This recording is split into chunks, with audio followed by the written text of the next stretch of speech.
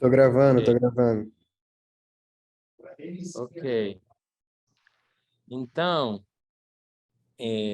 só resta dizer, apresentar a banca, já apresentamos.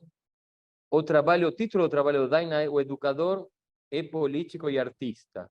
A Educação em Museus pelo Pensamento de Paulo Freire. Então, vamos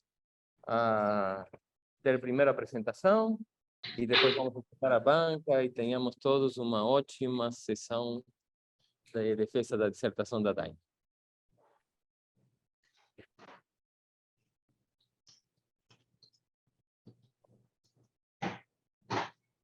Sim, temos a Lívia também como intérprete no Zoom. Estamos nos preparando, mas já começa o espetáculo.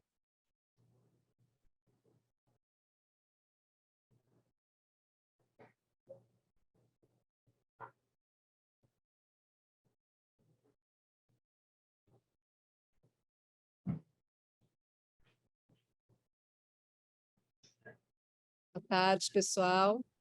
Boa tarde. Todo mundo me ouve? Muito bom ver todo mundo aqui, tantas pessoas queridas. Bom, começar como a gente começa, no mundo acessível. Meu nome é Daina, eu sou uma mulher de pele branca, eu tenho cabelo castanho claro, estão amarrados aqui num coque. Eu estou vestindo um vestido branco. Estou acompanhada aqui, como o Walter falou, de Érica Mota e Jadson Abraão. Érica é uma intérprete negra, que tem dreads e vestido rosa, e Jadson é um intérprete também negro, careca, vestindo roupa preta. A gente tem a Lívia e a Nayane também, Lívia Vilas Boas e Nayane Olá, e é um prazer estar aqui. O tema do meu trabalho é sobre a politicidade e a poeticidade de educadores com deficiência sensorial. Camila Alves, que é cega, e Leonardo Castilho e Edinho Santos, que são surdos. O recorte, a escolha de deficiência sensorial foi uma escolha pela jornada longa, né, que esses 3 educadores têm em espaços culturais, e também porque no mestrado a gente tem que fazer um recorte. E está engraçado isso aqui, porque nunca imaginei chegar na UERJ e não ter internet, e a gente está se virando aqui e ficando de um jeito muito íntimo e divertido, que acho que é uma característica do NEF, e sem dúvida é uma característica de Léo, Edinho e Camila. Não andamos sós. Nossos versos têm histórias, denúncias de desigualdades e diversas camadas de exclusão. Lutamos contra as inúmeras violências de raça gratuitas e cotidianas. Poetizamos dores, batalhas e nossa luta secular pelo direito à nossa existência. Essas são palavras de Érica Mota, que é a tradutora e intérprete de língua de sinais aqui, que é poeta. Finaliza o 4º capítulo, que se chama DEF, Revolução Criançável. DEF, D-E-F, são as pessoas com deficiência, é uma gíria, é um termo que um grupo grande de artistas DEFs, militantes, reivindicam esse termo. Tem os DEFs, e DEF com D-E-A-F, que é em inglês, que é surdo. Então, Edinho e Léo, DEF, essa revolução criançável. Bom, além dos DEFs, tem os bípedes, que somos nós, né? É um termo cunhado pelo Eduó, que também fala do cercadinho da bipedia compulsória, né? Desse mundo todo bípede, desse mundo todo capacitista, que exclui e desconsidera muitas existências, né? Muitas existências bonitas, diversas e potentes. Eu tiro isso, porque você fala também para todos aqui e ele te filma e você olha para todo mundo, mas o som fica bom? vai ficar muito bom, ele está muito perto e eu estou perto também. Mas eu acho que não fica assim, tu fica olhando para aqui e a banca quer te olhar também.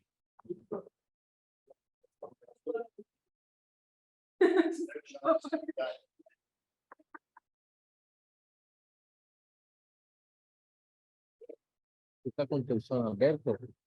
Teu microfone está aberto, rapaz? Teu microfone está aberto? Não sei. Vocês digam agora se, quando a Daina começa a falar, continuam escutando bem ele.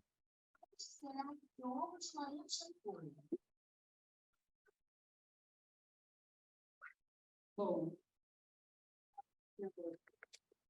Paulo fala sobre a experiência de assumir a social e histórica, como ser pensante. Não está dando para ouvir. Não está dando para ouvir a Daina. Ah, mas não olha para aqui. Não vou olhar, põe Isso. aqui no modo. Então, fecha o seu. Agora me escutam? Sim. Sim. Eu vou repetir. Gente do céu. Paulo Freire fala sobre a experiência de assumir-se. Assumir-se como ser social e histórico, como ser pensante, comunicante, transformador, criador, realizador de sonhos, capaz de ter raiva porque capaz de amar. E no percurso desses três educadores, desde que eu conheci Léo, Camila e Edinho, é cada vez mais assumir-se como pessoa deaf, assumir-se como pessoa surda, assumir-se como pessoa cega, assumir-se como um corpo político no mundo, que a politicidade do ato de educar, e a poeticidade, quando a gente vai para a etimologia da palavra poética, né, que é fabricar com o corpo, que é poetizar um mundo outro, né? Porque o mundo, da forma que está dada, a realidade que está dada, ela é capacitista e ela é excludente. Né? Então, a realidade de educação ou mediação, em museus e espaços culturais que eu conheci antes, depois de conhecer educadores com deficiência, além de Camila, Léo e muitos outros, né?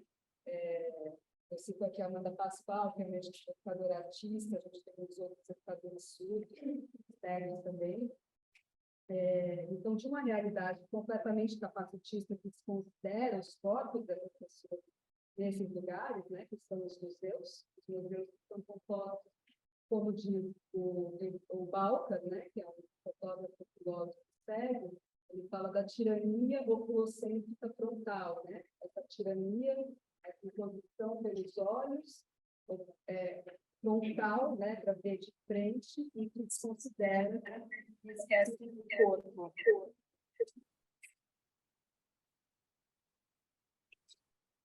Tá. O Léo trouxe aqui um microfone para mim, gente. Você está todo mundo acompanhando bem? Tá uma loucura isso aqui. Agora sim, tá. Obrigada, Léo.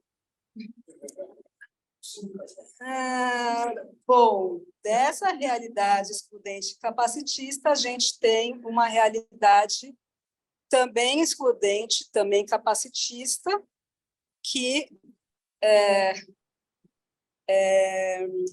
está se transformando, que precisa ainda muita coisa a ser transformada, mas que é muito gostoso perceber que a gente escreve uma história, né?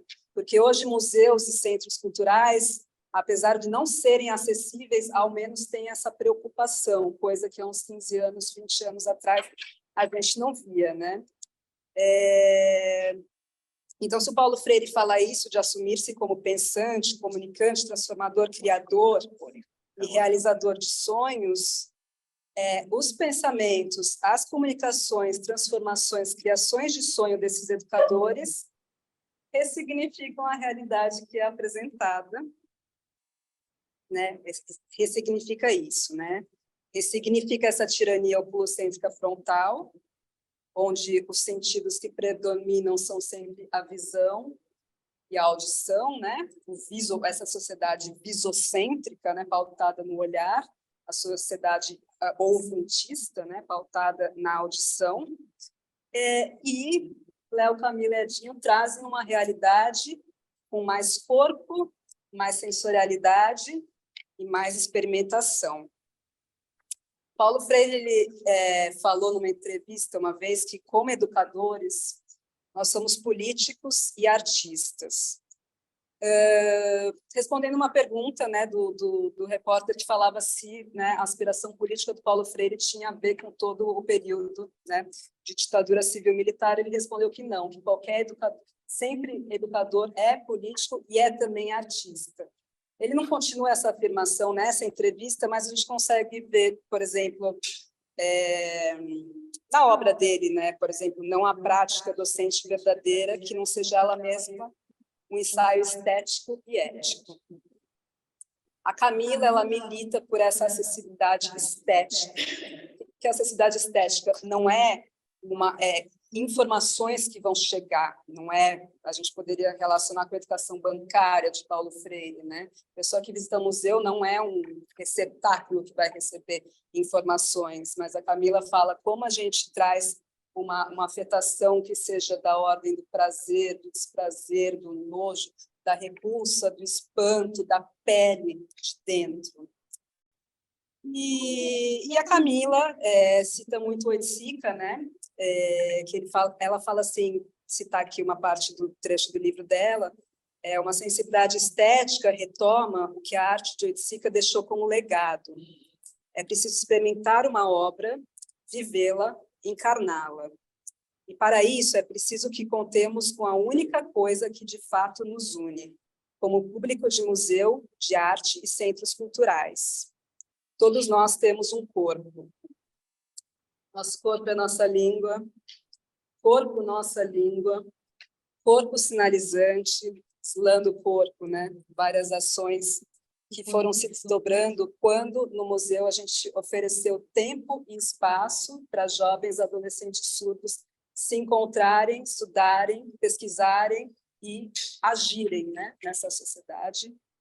O que a gente deseja é isso, que é o conceito de acessibilidade que eu acredito. A acessibilidade, ela não é dar acesso a um mundo que está dado e a um mundo que está instituído, porque esse mundo é muito excludente. A acessibilidade é dar acesso, é buscar acesso, a sonhar, a imaginar e a construir coletivamente a realidade que a gente deseja para si e para todo mundo, né? O fato de crescer numa sociedade que desconsidera seus corpos e seus direitos linguísticos sempre impôs para Léo e Edinho uma forma de estar no mundo, no lugar da politicidade, da urgência, de buscar frestas para abrir e possibilitar outras formas possíveis, transformar de maneira imprevisível essa realidade apresentada. Então, a poética, a poeticidade é como forma, como abertura, como maneira de existir e resistir. Tudo isso afetou meu corpo e influencia tudo que eu compreendo por educação e cultura. Várias transformações se dão, né, nos espaços culturais que ela e eles passam. Para as pessoas DF, a realidade precisa urgentemente ser transformada, não no sentido de adaptação, mas nesse sentido de poder construir outras realidades. E, bom, na dissertação, para falar de tudo isso, eu trago uma breve retomada histórica, né, que a galera DF e bípede do rolê dos estudos da deficiência, que está aqui no Zoom, sabe bem, né, que, historicamente, a deficiência sempre foi vista pelo modelo biomédico e caritativo, ou seja, que entende como uma tragédia pessoal. Você tem um déficit, então cabe a você buscar reabilitação. E aí, dos anos 50 para os anos 70, se inicia todo um movimento que é o modelo social da deficiência, que fala assim, olha, não sou eu que tenho um déficit, mas sim a sociedade, da maneira que ela está organizada, que ela me coloca em situação de prejuízo, né? Esse já é um passo, um avanço, porém, esse movimento dos anos 70, 50 até 70, acaba sendo protagonizado por homens, sua maioria brancos, com lesões mais simples e que buscam voltar para o mercado de trabalho, ou seja, eles buscam a independência. E aí, nos anos 90, principalmente pautado pela crítica feminista, né, a crítica feminista traz para o modelo social da deficiência que esse conceito de independência não vai ser suficiente, porque ninguém é independente, as pessoas se interdependem, né? Então, a segunda geração do modelo social da deficiência, ela traz tanto o conceito de interdependência como o cuidado como uma questão de justiça social e não de assistência. E aí, além de... Bom, e aí uma coisa que sempre me sacudiu por dentro, assim, me incomoda, porque principalmente nos estudos da deficiência, a gente sempre vai buscar referências históricas nos Estados Unidos e no Reino Unido. E aí, claro, talvez porque a história é sempre contada, né, por essas pessoas que podem ter sistematizado mais e difundido mais, mas eu comento na dissertação que, por exemplo, a participação de educadores com deficiência que a gente vê aqui no Brasil, ela é muito mais forte e intensa. Léo e eu, a gente teve muita oportunidade de rodar o mundo inteiro, né, conhecendo ações de acessibilidade por aí, e a gente não vê essa participação em museus europeus, americanos. E aí fui buscar trazer da onde vem o lema, né, o lema do movimento das pessoas com deficiência, que é o Nada sobre nós sem nós, que vem da África do Sul, que tem um livro escrito... O meu orientador abriu o microfone.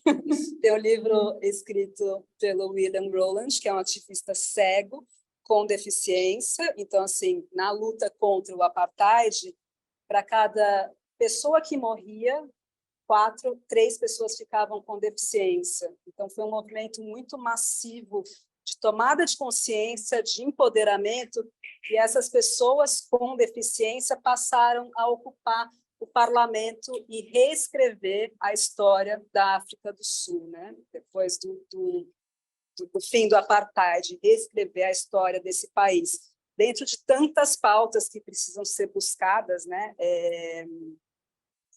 E no livro, o William Rowland ele entrevista, né, 5 pessoas, principalmente mulheres com deficiências, cegas, surdas.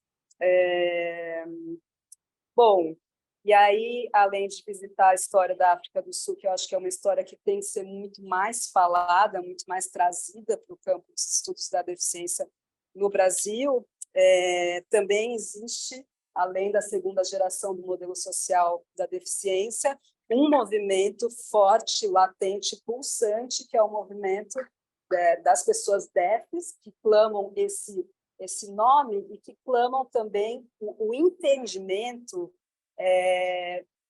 da cultura DEF. Aí eu vou citar aqui minha amiga Estela Lapone, que está aqui no Zoom também, que ela fala assim, o que é cultura DEF? Né?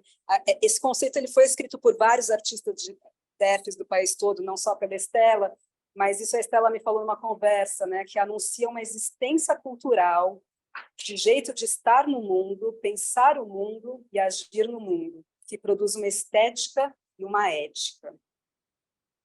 Bom, no campo dos museus, a gente, voltando aqui, né, para o campo dos museus, a gente pensar o experimental e a multissensorialidade, ela vai de encontro àquilo que a gente falou da tirania oculocêntrica frontal, né? Como é que é sempre tudo para ver, para visitar, para estar nesse distanciamento. O Balcar fala dos olhos como o órgão do legado da distância.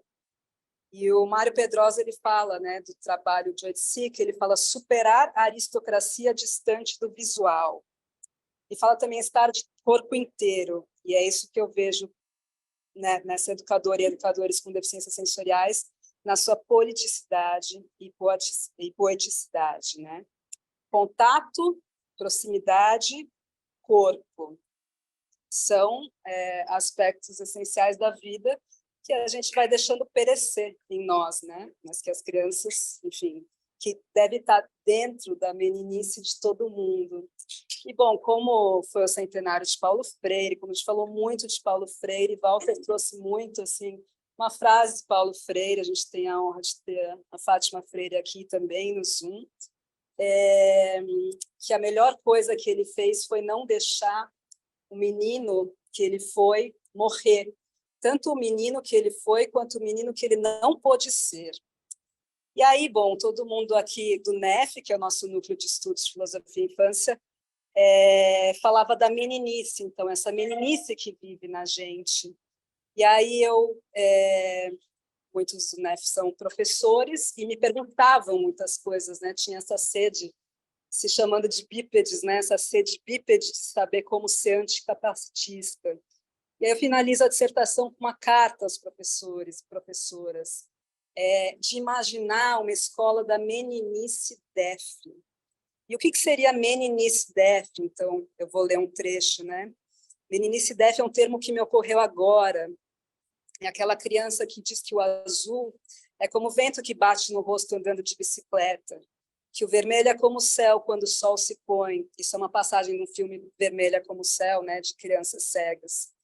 É a criança sem deficiência que sabe mostrar algo para sua amiga cega com as mãos, com o corpo, ou que de repente vai bater numa mesa ou outro objeto para mostrar a distância que ela está, que vai explorar profundamente com seu corpo uma textura, uma temperatura, um odor, um sabor, que terá uma percepção espacial além da visão, que vai olhar de perto, esse é um termo do Balca, que vai pedir ajuda quando precisar, que ajudará quando alguém precisar, e que não entende a ajuda como assistência, mas sim como uma forma de conviver. É aquela criança que, mesmo não sendo surda, ela vai aprender língua de sinais desde cedo. Conviverá com as culturas surdas. É aquela turma de crianças que compreende que uma colega ou um colega autista pode ter uma sobrecarga sensorial e vai precisar de um tempo, ou um canto quieto.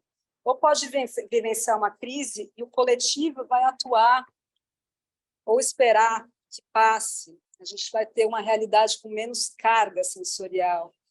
Também vai compreender que o colega pode querer correr quando todo mundo está em fila, ou a gente pode correr todo mundo junto. Aquelas crianças que se reconhecem pelo toque, pelo cheiro, pela proximidade. A meninice DEF, ela sabe que os corpos não se movem só como os bípedes, que não se conversa só pela oralidade, que não se enxerga só com os olhos, que o aprendizado não vem só pela cabeça. Sabe que os cérebros são diferentes, que não somos todos neurotípicos, que às vezes se quer estar junto e compartilhar a curiosidade e a inquietude, e às vezes é preciso aquietar.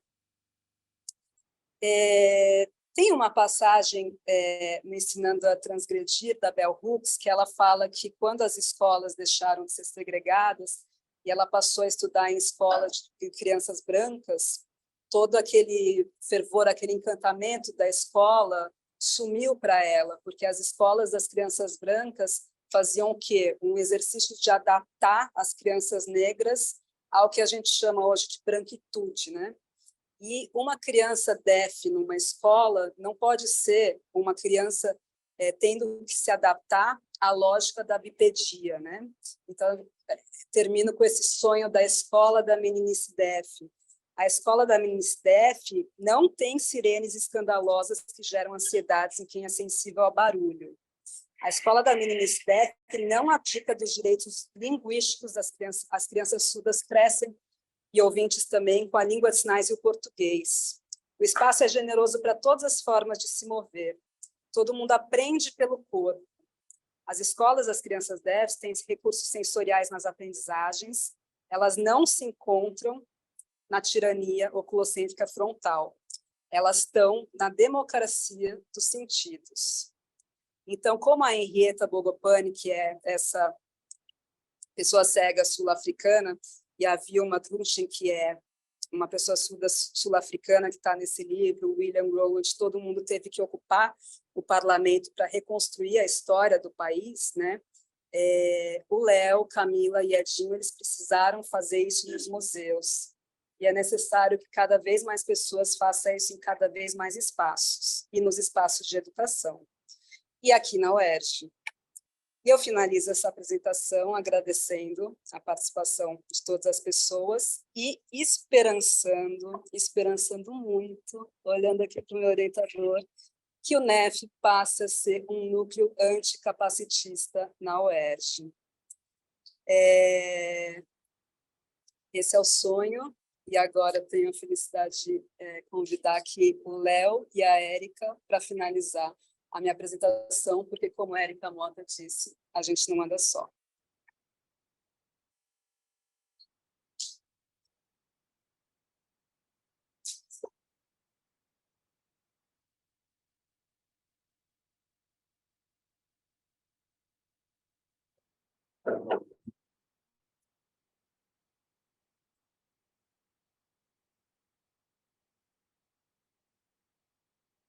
Faça como eu, por favor.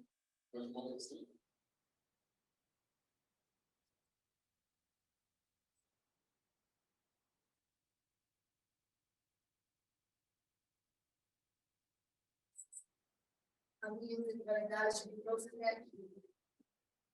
Ligado a um cordão para cá e outro para lá. Esse cordão me nutriu, me alimentou, me nutri e me alimentei dos dois lados, do mundo dos ouvintes e do mundo dos surdos. Esse alimento me constituiu, me contornou, me delineou. E as pessoas falam assim, mas onde estão os surdos? Eu não sei onde estão os surdos, cadê os surdos? Eu não vejo os surdos participarem dos lugares, onde eles estão? Vocês fecharam os olhos, mas agora peço para que abram e vejam a nossa história. Um século de escolas sem surdos, um século de escolas de pessoas surdas nos espaços sendo negadas, um século de negação. Um século. Mas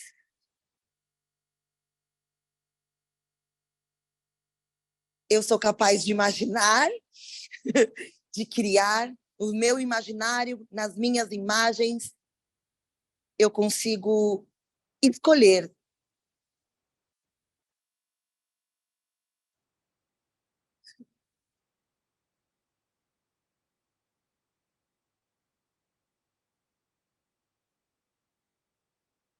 Pensam, eu estou no meio, estou entre, aqui, ali, o surdo, o ouvinte, o que eu faço com isso? Não. Mas eu tenho esse cordão umbilical, onde eu posso puxar os dois universos e compor um mundo novo.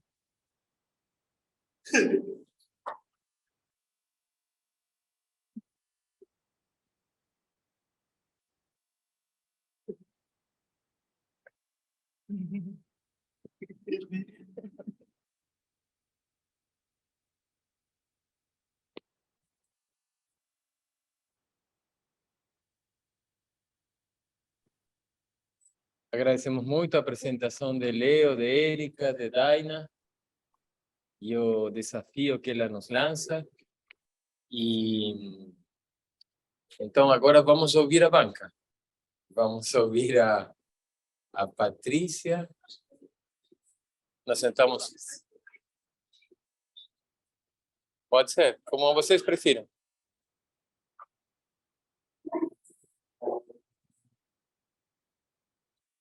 Nós nos sentamos aqui na...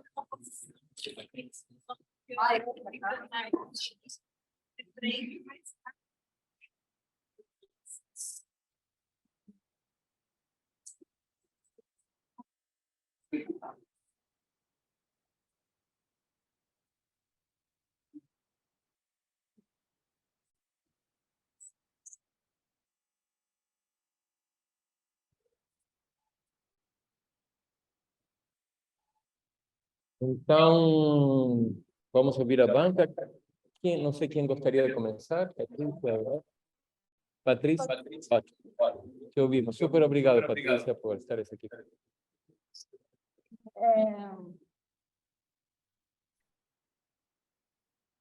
Eu estou emocionada, né, gente? Então, estou meio engasgada aqui, né? Então, sou Patrícia Dornelles, sou professora da UFRJ, coordeno um curso de especialização em acessibilidade cultural, em Encontro Nacional de Acessibilidade Cultural, do qual muitos amigos que estão nos assistindo, e a Daina, e o Léo, e todo mundo, o Jadson, né, que estão aqui também, participam e têm nos ajudado. Eu sou uma mulher morena, de cabelos pretos e compridos, com os fios de cabelos brancos, tenho 53 anos. Estou maquiada aqui para esse ato, né? Então, estou com os olhos pintados, preto, rímel, essas coisas que a gente bota para ficar um pouco mais bonita, né? De vez em quando. Estou com batom vermelho e estou com óculos redondos. Hoje eu estou com óculos redondos, aqui para enxergar um pouco melhor. Estou com brincos, né, pequenos de prata na minha orelha, estou com um colar vermelho, não sei se eu tenho que olhar para lá, a voz sai aqui, tá? A voz está aqui, a imagem está ali, ó. Eu olho para frente. A voz sai por aqui. A imagem está ali. Pronto. E você pode meio que esquecer. Pronto. E estou com um vestido jeans. Bem, primeiro agradecer esse convite, né? Porque é engraçado olhar para cá e a Daina está lá, né, gente? Então, eu vou ficar assim, tá? Dois públicos. Agradecer esse convite de estar aqui na banca da Daina, né? Uma emoção muito grande e um convite muito honroso, né? E muito legal também estar num programa que traz, pronto, Eva, Patrícia, que traz a questão do Paulo Freire, né? Para quem não sabe, eu tenho uma caminhada na educação popular, né? É o meu DNA, né? Eu tenho uma história na educação popular. Sou professora de educação popular e saúde, né? Na UFRJ, numa disciplina de currículo do curso de terapia ocupacional, que isso é uma ousadia, né? A gente não tem disciplinas de educação popular e saúde. E também professora de uma disciplina de acessibilidade cultural, também que a gente incluiu no nosso currículo de curso. As duas disciplinas são obrigatórias. Então, é uma conquista da gente nessas duas áreas que a gente tem trabalhado. Bem, primeiro eu quero dizer, Daina, assim, que eu acho que o teu trabalho está super bem escrito, né? Você se utilizou da linguagem simples, né? Você dialogou bem com os autores, né? Essa misturada de autores que você construiu bem nessa trajetória. Eu fiquei muito feliz, né, de ver a gente um pouco ali na nossa caminhada, né? Você começa falando do segundo ENAC, que foi lá em Natal, daquela intervenção, né, que a gente participou e comentou, né, com Billy Saga, né? Você falou da tua trajetória de irmã, né, que é uma trajetória muito importante para todos nós, né? Porque, para quem não sabe, a Daina foi uma das nossas primeiras professoras do curso de especialização. E foi um desafio muito grande para a gente convencer a universidade de que a gente precisava trazer gente de fora, né? Eu acho que já lembra um pouco, né, dessas coisas que a gente tinha que fazer, que tinha uma prática importante para a própria universidade começar a se sacudir, a pensar sobre a prática da questão do direito cultural da pessoa com deficiência, da democracia cultural ligada à cidadania cultural das pessoas com deficiência. Então, foi bacana eu ver ali também o ENAC, você falando um pouquinho das suas experiências, né, como educadora, né, na pós também, e na tua trajetória. Eu acho também uma coisa que eu achei muito bonita do teu trabalho é que você faz essa aposta na infância, né? Então, a gente está muito acostumado a ver em outros lugares você trazer a infância. E você traz a infância, não que você não esteve sempre ali na infância, né? Mas na gestão dos projetos e tal. Mas você traz a infância como um elemento central aí, né? No teu processo de esperança, nesse esperançar, né? Que tu traz no fim da tua reflexão aqui que tu socializou, né? Então, a Meninice Def, né? É um projeto belíssimo, né? E tu vai trazendo ao longo do teu trabalho essa beleza da infância nessa aposta das experiências, né? Então, a aposta das experiências baseada na riqueza que a infância pode trazer para a gente, né? Com as soluções de leveza e de ludicidade. E para quem te conhece, vai vendo o teu trabalho, assim, a gente vai vendo o teu trabalho e vai vendo o que tu está falando para a gente. Eu acho que isso é muito legal, né? Também, não só pela o teu esforço de fazer algo na linguagem simples, que não é muito fácil, né, na coisa acadêmica, na sua estrutura acadêmica, mas eu acho que tu conseguiu romper com isso e nos ensina também a fazer essa ousadia, né? Então, para quem não leu ainda o trabalho, e estamos assistindo, né, não é uma dissertação de mestrado que tem uma dureza acadêmica, né? Ao contrário, tem uma leveza e que vai trazendo os autores e vai costurando a partir da experiência. Então, tu também traz essa beleza da infância quando tu traz as narrativas, né? Do Léo, da Camila, do Edinho, né? Foi muito bacana ver o Léo pequenininho lá, né? No MAN. E como tu já apresenta no fim, quando a gente se encontrou aqui nos corredores um pouco antes, né? A gente chega no fim da tese, da dissertação da Dani, e já tem um produto, né? Já tem ali um anúncio, né? De uma publicação, já tem essa carta aos professores, né? Para quem não chegou a acessar ainda esse material, que daqui a pouco vai estar socializado aqui pela universidade, né? É como se não é uma cartilha, um livro que está para sair, né? Eu acho que no futuro tu vai pensar um livro. Tem projetos do livro, eu acho, ali, né? E esse convite que tu faz ao NEF, né? Que eu achei também muito legal, porque a gente tem trabalhado o nosso trabalho, né? Para quem nos acompanha, é muito de convocar a universidade para que a universidade traga essa pauta, né? Da formação, das questões do direito cultural das pessoas com deficiência, né? E dentro das universidades públicas, nós somos poucos que estamos atuando, ou se desenvolvendo, ou buscando um trabalho em rede, né? E a Daina acompanha isso, né? Então, a gente vai meio que convocando as pessoas a que a universidade pública, né, gratuita e de qualidade, apesar de vez em quando a gente não ter a internet que a gente quer, mas que ela se comprometa, né, com essa questão da cultura, da acessibilidade, da cidadania cultural das pessoas com deficiência, da ArtDef, e uma série de questões da cultura acessível, né, e um monte de conceitos que se emergem ainda durante esse período. Você fala aí de uma trajetória de 20 anos, eu posso dizer que eu acho que eu estou te acompanhando, a gente está junto, né, não anda só uns 13, né, então é muito bacana ver esse desdobramento desse trabalho, e principalmente em relação a isso, né, a emergência desse tema e a emergência de novos conceitos, né, que vão se retroalimentando esse campo, né. Quando eu comecei a me envolver com essa pauta, porque eu já me envolvi com várias outras, né, da diversidade cultural, eu sempre pensei que essa pauta da sensibilidade cultural é um campo em construção, ele é complexo, e a gente continua vendo essa complexidade, né? Novos conceitos, novas transversalidades, novas perspectivas, né? E isso traz muito legal a partir dos nossos amigos, principalmente a galera dos artistas com deficiência, que tem feito um esforço muito bacana, né, para ocupar os seus espaços e trazer novas reflexões, nos provocando, né, a olhar melhor também para algumas questões.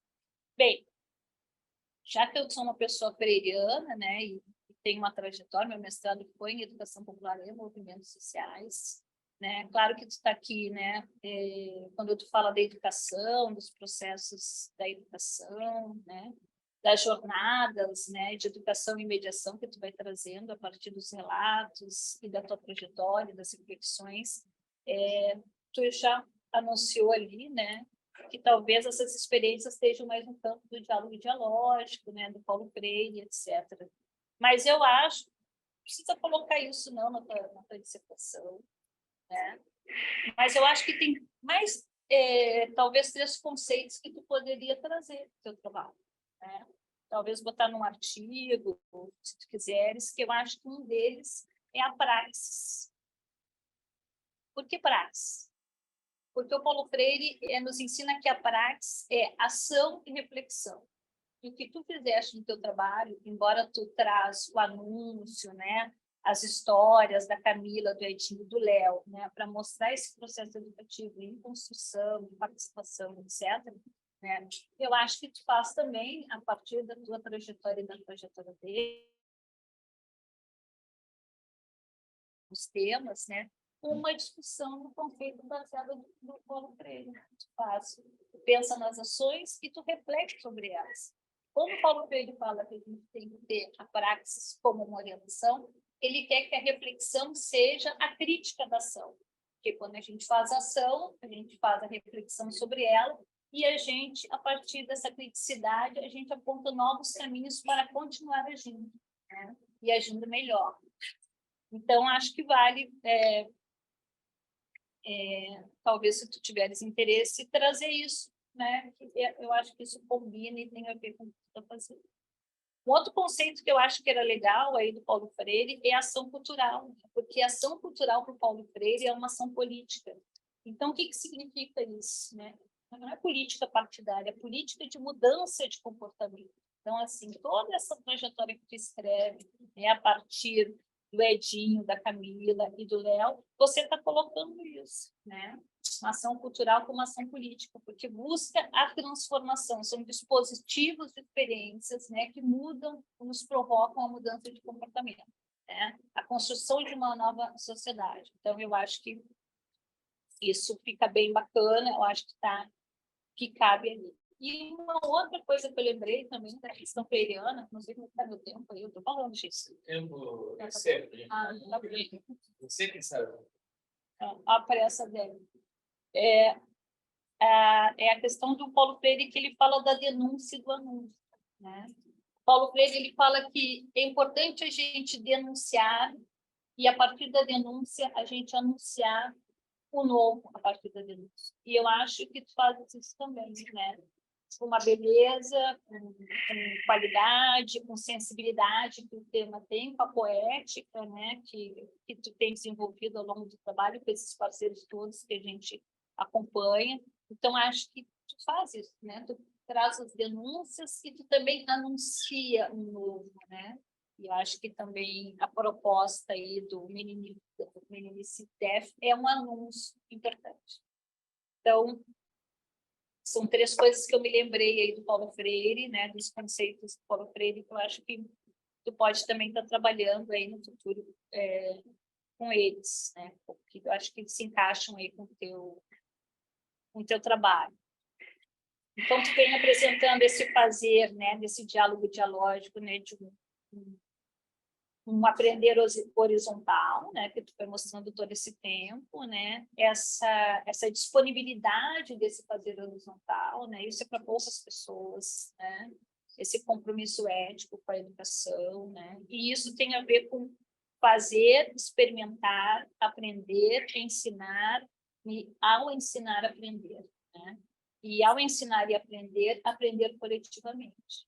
Então, acho que isso está tudo atravessado essas experiências que tu nos contam a partir desses autores que tu revela para a gente, né? Foi muito legal, porque eu conheci um pouco mais da Camila, do Léo, né, e do Edinho, né, com essas reflexões. E aí, uma coisa também que eu até anotei a página, né? Tu fala assim, o poder de ter os desdobramentos imprevistos, né? Então, essa sensibilidade que fazer estético, ético, né, que o fazer artístico nos possibilita, e isso tem a ver com a experiência, né?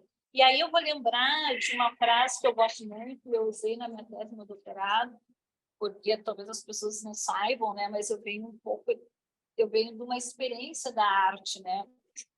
Então, eu trabalho com o conceito de experiência estética, né, do John Dewey, né? E o John Dewey, ele tem uma frase que eu gosto muito, que ele diz assim: a arte continua a agir por canais indiretos. Então, quando eu li essa outra frase, o poder de ter dobramentos imprevistos, eu me lembrei dessa frase do John Dewey: a arte continua a agir, né, por canais indiretos. Então, se desdobra em outras experiências, né? Nos provoca, né, e nos traz novos processos de criação e de invenção. E aí, mais como uma reflexão, né, o John Dewey é um cara que inspira o Paulo Freire, que poucas pessoas citam, né? A ideia da escola parque, do Anísio Teixeira, é John Dewey, né? Então, é pouco citada a relação do John Dewey, né, no pensamento do Paulo Freire. Foi mais um preconceito também inicial. Hoje tem muita gente que busca isso, né?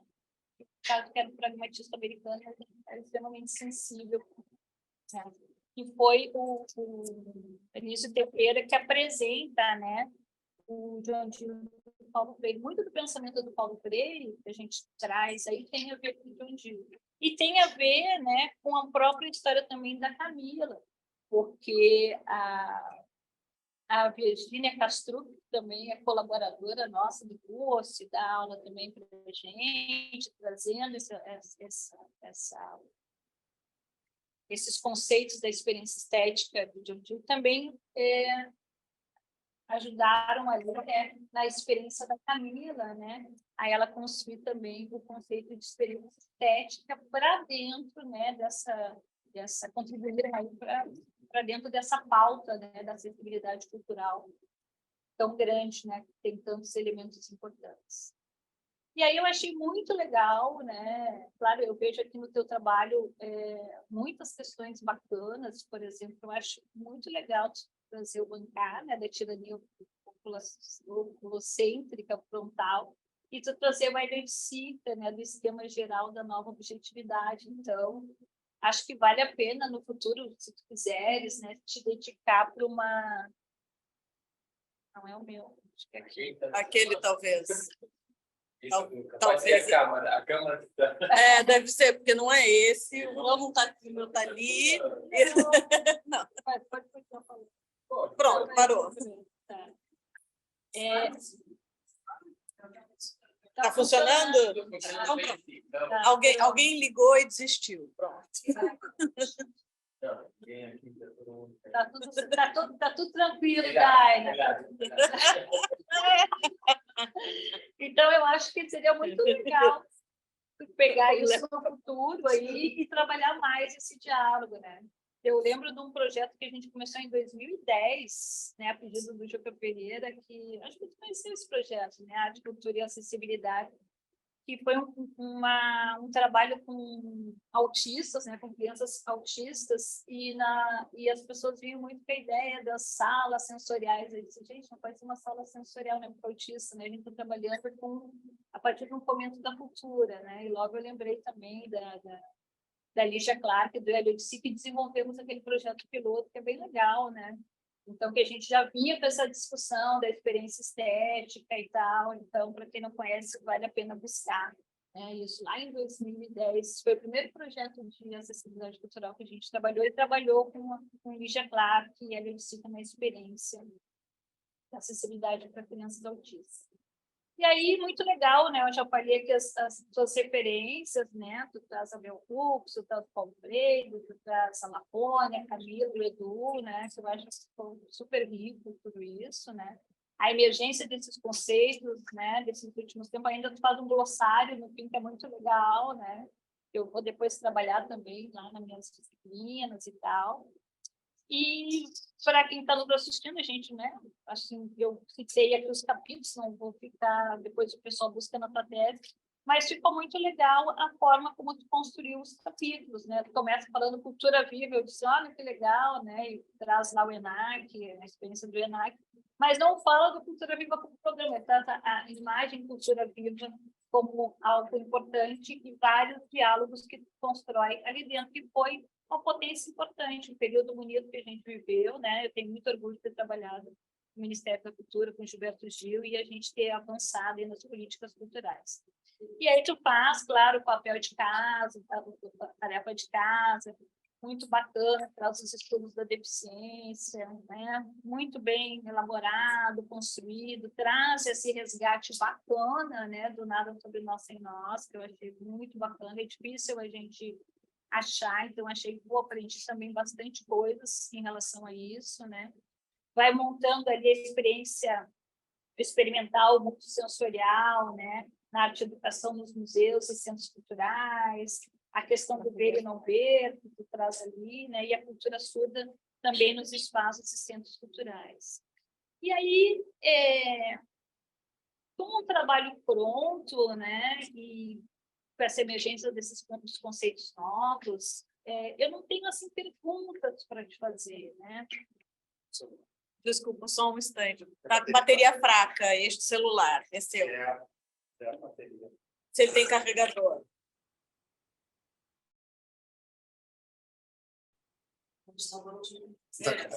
E não é que tem funcionário que possa entrar no fundo? Eu entro. Sai, sai. Encontramos dois. Ela entra e botamos com ela. Peraí.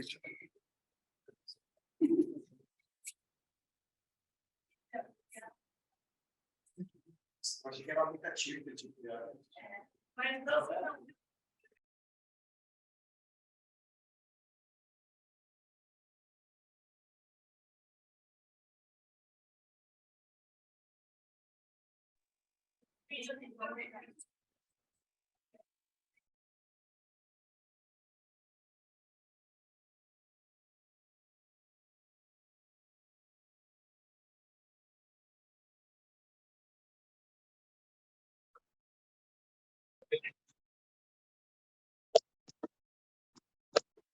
E aí, então, Daina, quando eu estava lendo o teu trabalho, né, eu vi que tu tinha outras perguntas que precisam ser feitas, que ao longo do teu trabalho, então, a primeira coisa quais são as perguntas que serão feitas, né, que devem ser feitas, né? Que tu diz ali para anunciar, nem aqui eu não tenho todas as perguntas, tenho todas as respostas, que eu acho que isso é legal também dos trabalhos acadêmicos, né? A gente não precisa responder, pode ter muitas perguntas abertas para quem nos lê poder responder. Então, eu vi que tu fez algumas perguntas, né? Mas tu tem novas perguntas a serem feitas, além daquelas que tu colocou no teu trabalho?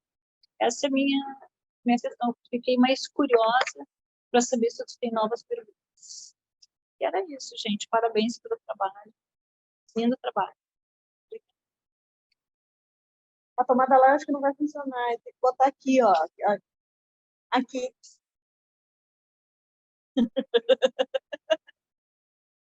Pois é, não. Eu acho que ali deve estar tudo desligado.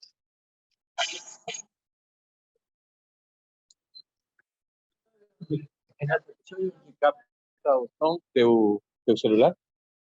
Por onde capta o som do teu celular?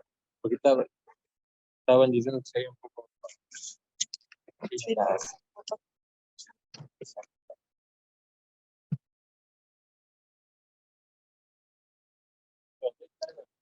Opa, é bom.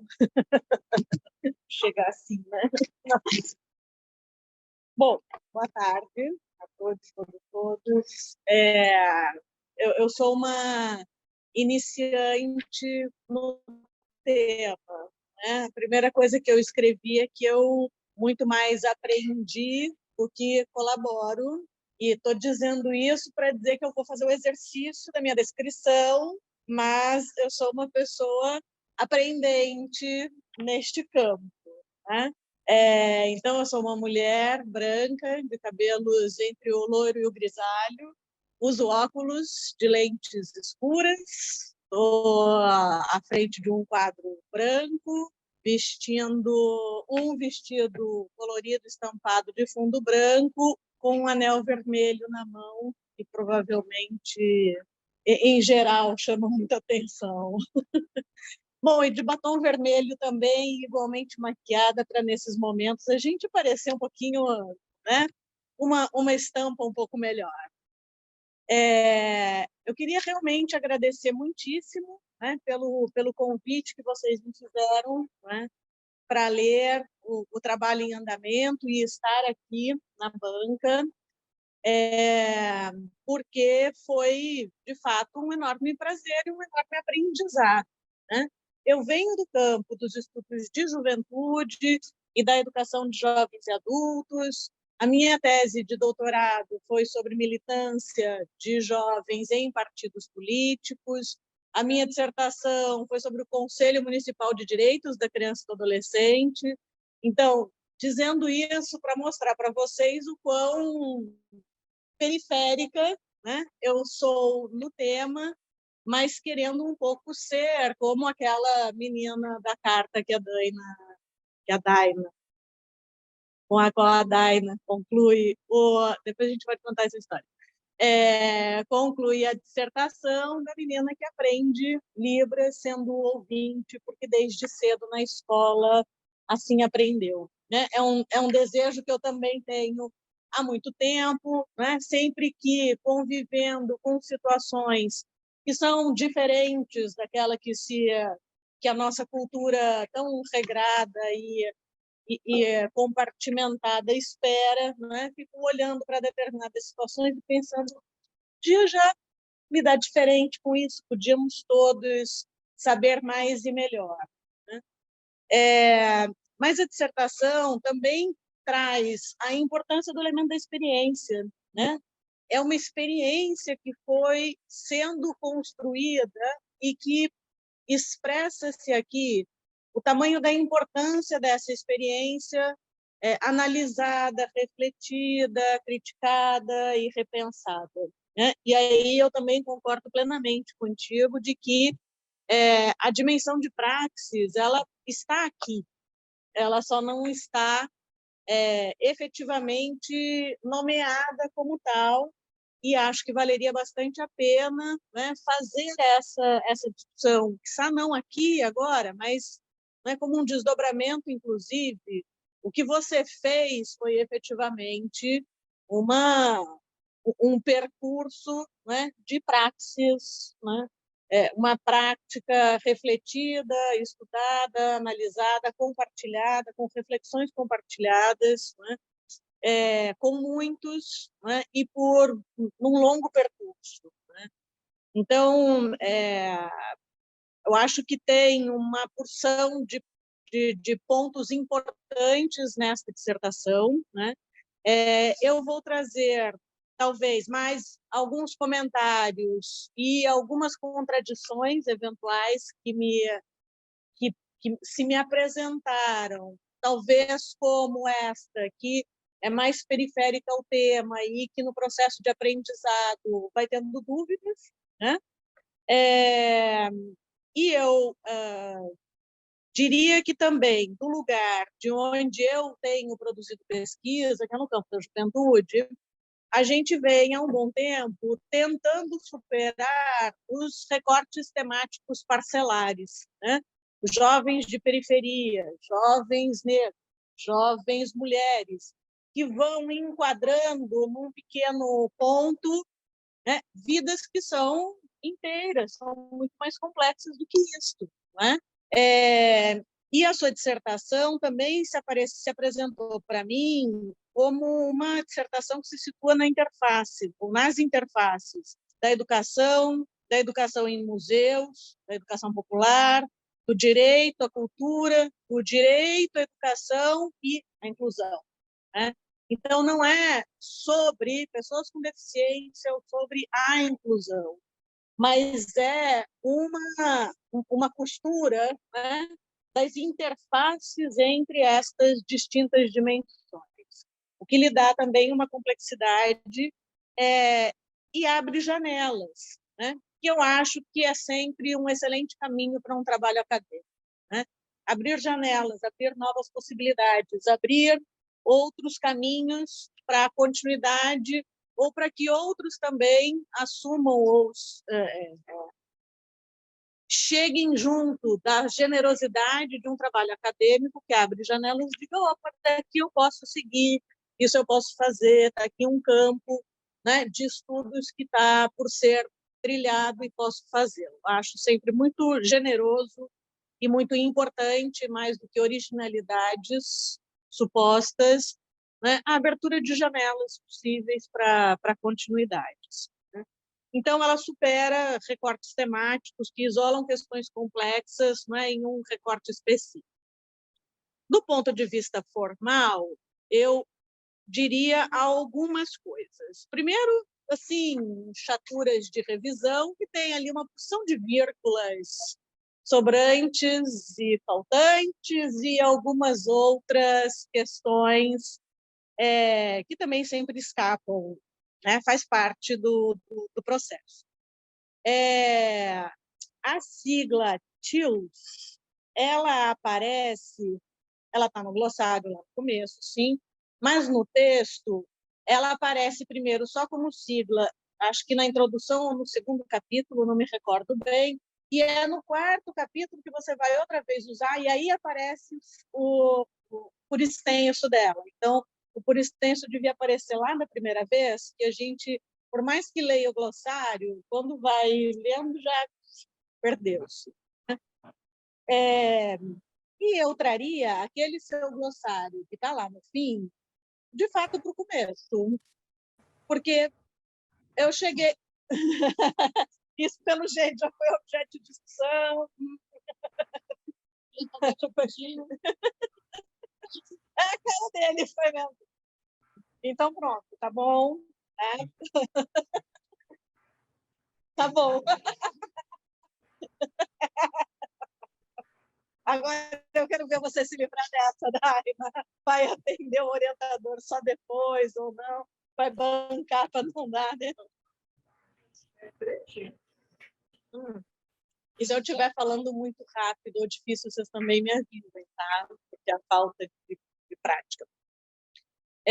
Eu traria ele lá para o começo, porque ajuda a gente, como eu, desconhecida, a navegar melhor em todo o trabalho, né?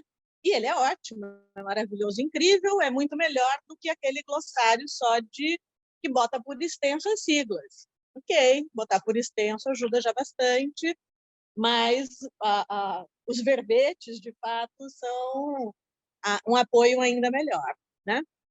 E, por fim, Walter me chamou a atenção quando você anunciou a dissertação. Eu falei, ué, tem 2 títulos diferentes. O trabalho que a gente recebeu e a declaração e o que você leu. Então, eu não sei bem o que é. Eu sei que, do ponto de vista formal, quem precisa mudar o título é você, é o estudante do Proped. A gente não consegue mudar no sistema. Mas eu fiquei em dúvida se estava valendo aquele ou esse, né?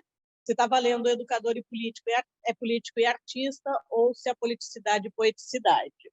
Então, valia talvez depois acertar. Tá, entendi. Esse, tá, para acertar a ata também, né? Assim, isso, formalidade total, né? Ainda no campo da formalidade, mas aí mais politicamente, eu enfrentaria a desobediência civil da formatação. Eu não aceitaria a formatação com letra serifada, com as fontes, e eu faria uma pequena carta, sim, mas muito pequena, para, na hora de entregar à biblioteca, que vai fazer a validação do trabalho, dizendo por que é que você está não fazendo, não seguindo as regras da ABNT que são exigidas, e dizendo que está mais do que na hora da universidade chegar junto de regras necessárias, né? Porque o trabalho online, ok, tem as ferramentas todas que vão ajudando as pessoas, vão dando acessibilidade. Mas como a gente ainda exige a entrega de um trabalho impresso, a norma impressa para o impresso precisa seguir as necessidades do mundo. Então, eu acho que todo este seu trabalho, ele merece também este enfrentamento político com as normas.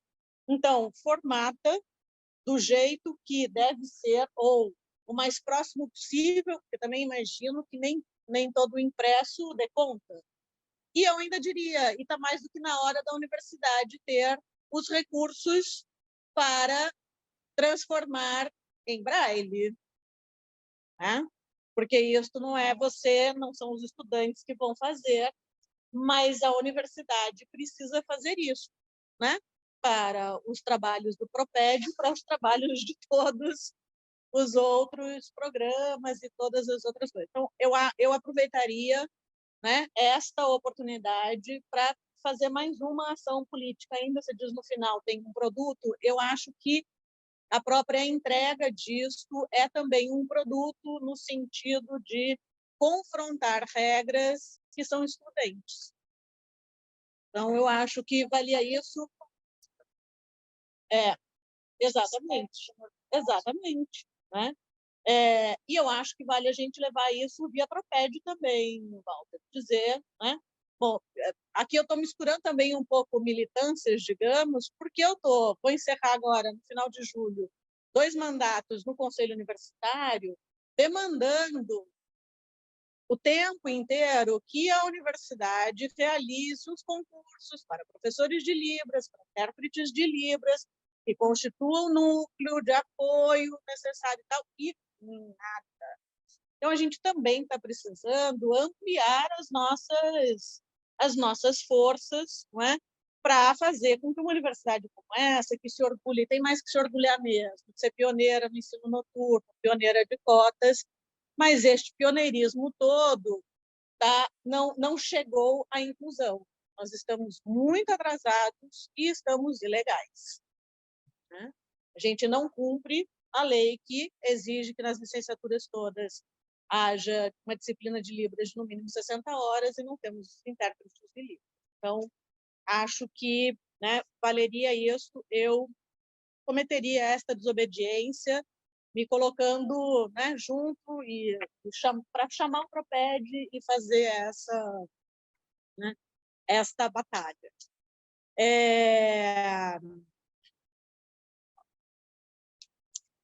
Eu entendi o seu ponto 2.4, né, que é o da performance do artista Schwartz, eu esqueci o primeiro nome dele, o Labette, como uma expressão, né, da contemporaneidade, dos tempos duros e difíceis, mas a mim faltou que você retomasse no final dele aquilo que você anunciou no final do ponto 2.3, né, em que você falava do Hélio Oiticica, né, como aquele momento de tantas transformações e tal, e que vai dar um salto de 50 anos para ver quão pouco mudou. Isso aparece ali no 2.3, 2.4, depois também no 4 alguma coisa, reaparece o Hélio Oiticica. E no capítulo 2, o que me pareceu é que ele acabou virando um grande parênteses, porque você não retoma ao final a conexão daquele evento, né, da performance, com as questões levantadas anteriormente a partir do Oiticica, né? E aqui me pareceu uma certa contradição da ação, e aí não é da sua dissertação, mas querendo pensar junto, não é?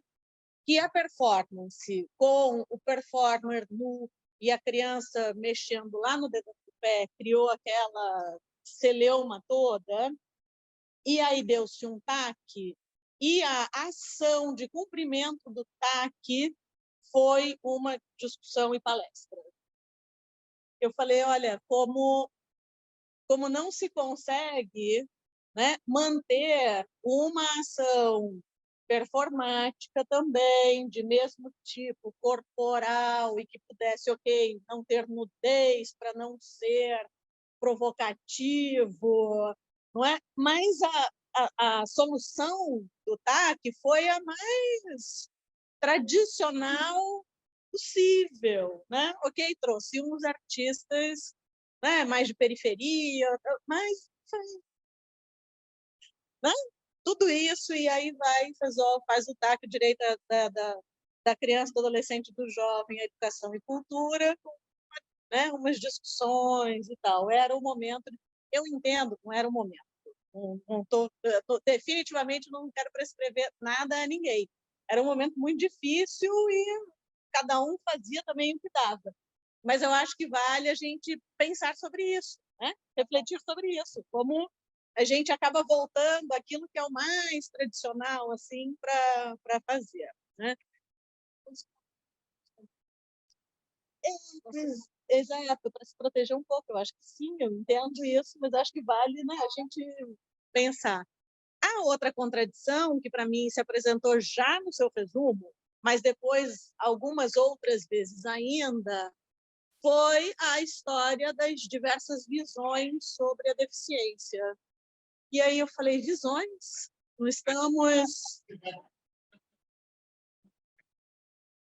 estamos aqui problematizando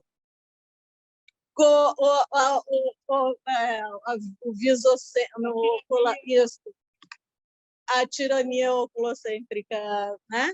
E vamos lá com visões, né? E aparece no resumo e aparece outras vezes. E eu me lembrei de um texto é uma socióloga, eu acho que é beninense, mas achei que tivéssemos discutido na disciplina em que você fez, mas eu acho que não, que é o Oyeronke Oyewumi, em que ela faz a crítica também à dimensão de cosmovisão e a superação dessa ideia por uma cosmogonia, né? Cosmopercepção, isso, né? Então, o que é isso? Cosmovisão, o quê? A gente sempre vê as coisas, né? Vê, olha, tal.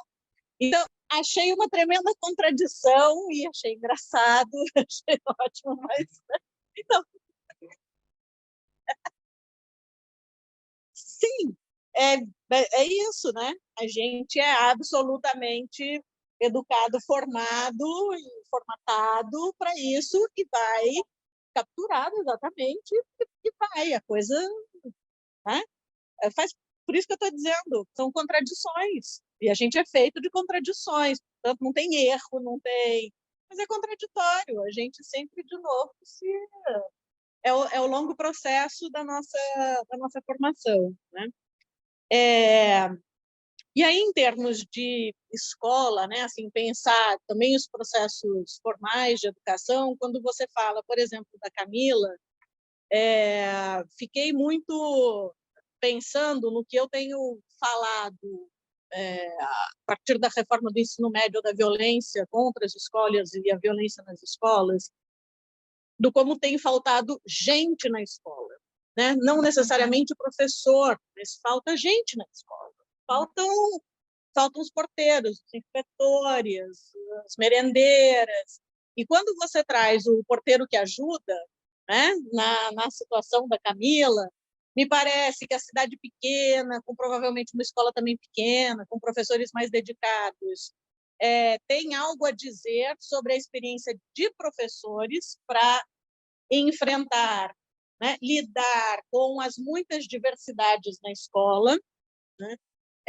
A dedicação exclusiva a uma escola é um apoio, ainda que também não acho que isso seja uma regra geral, porque se um professor não tiver a disposição de acolher todas as diversidades, ele pode estar exclusivamente dedicado, ele não vai dar conta, e os professores hiper, mega dedicados, mesmo pulando de escola em escola, vão fazê-lo.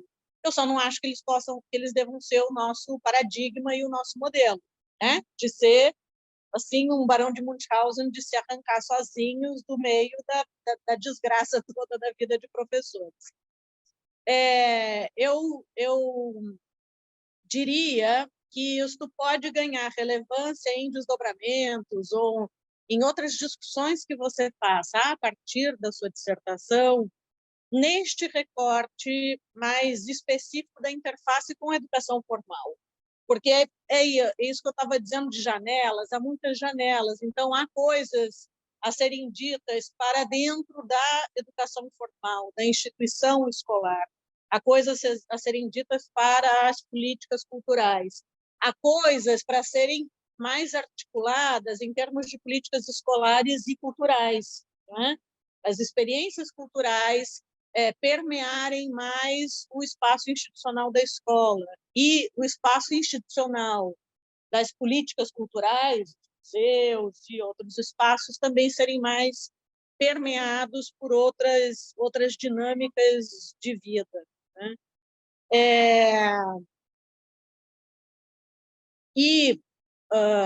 Na carta que você faz, não é, você expressa um tanto disso, né, de a gente poder ter, de a gente chegar a ser uma sociedade que permita a todos uma experiência escolar em que todas estas diversidades convivem sem hierarquizações, em que a gente aprenda desde criança a língua brasileira de sinais, em que a gente eventualmente aprenda a ler também braille, para termos experiências comuns, né?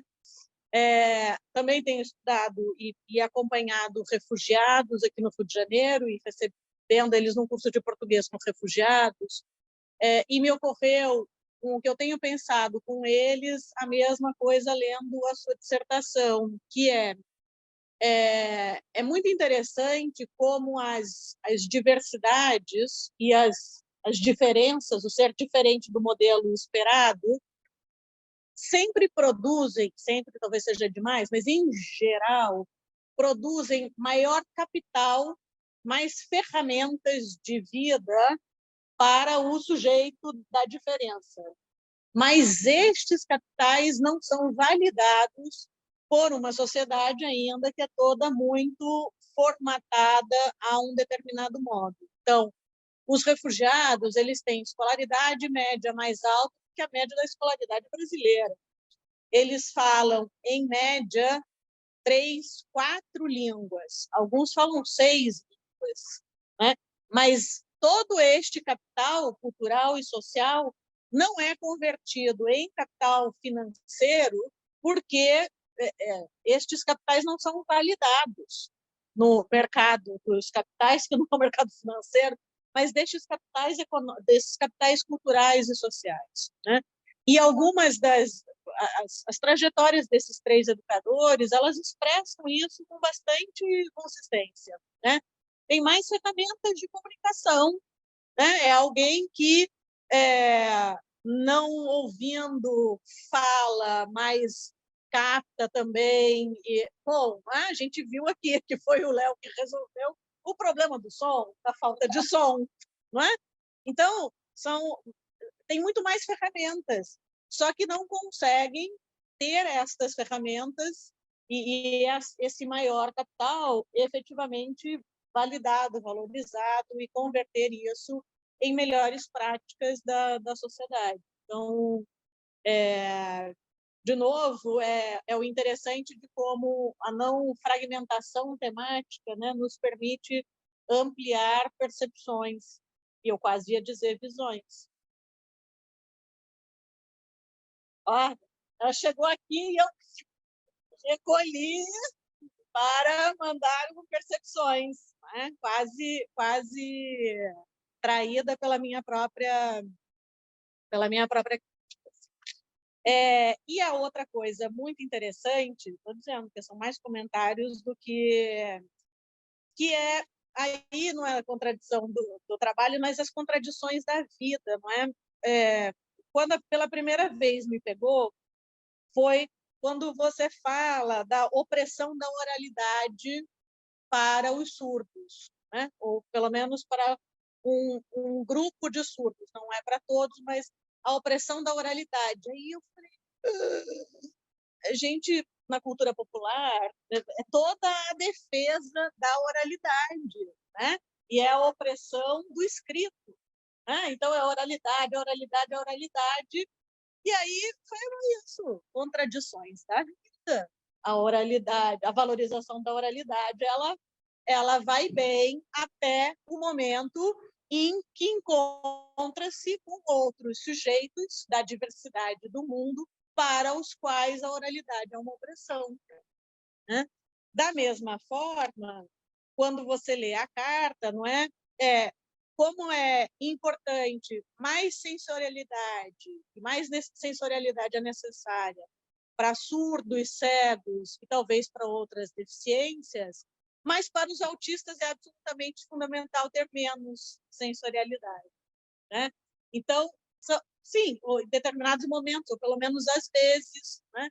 Então, a grande questão, a chave, é a gente efetivamente ter a experiência da convivência, né, com os sujeitos todos da diversidade, para a gente ir entendendo as contradições da nossa vida, as contradições do acolhimento, da integração, da inclusão, né, que estão dando na cara da gente também o tempo inteiro, e estamos aqui com disposições de aprender, outros não estão com nenhuma disposição de aprender, e a esses a gente vai ter que dar uns empurrões extras, né? Diria, começando pela nossa universidade, para dar pelo menos uns passinhos de bebê adiante, né, na questão da inclusão. Então, diria que contribuía com o trabalho de vocês. Achei absolutamente espetacular ler e acho que tem aí algumas contradições eventuais para serem lidadas.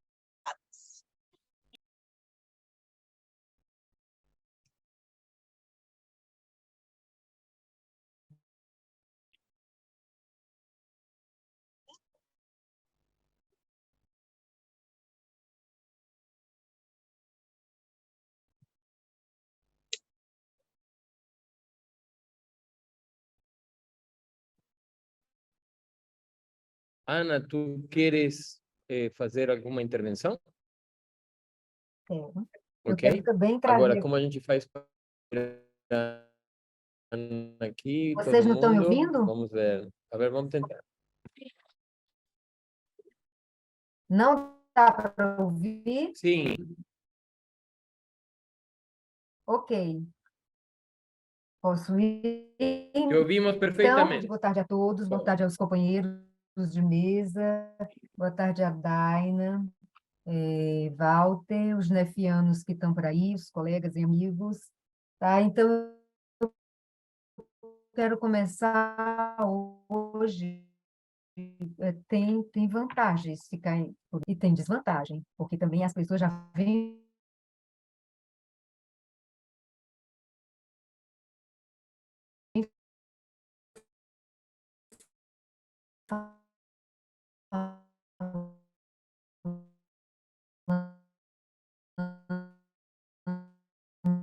coisas muito interessantes e muito importantes, né? Então, olha bem, primeiro eu quero começar agradecer. Vocês estão me ouvindo?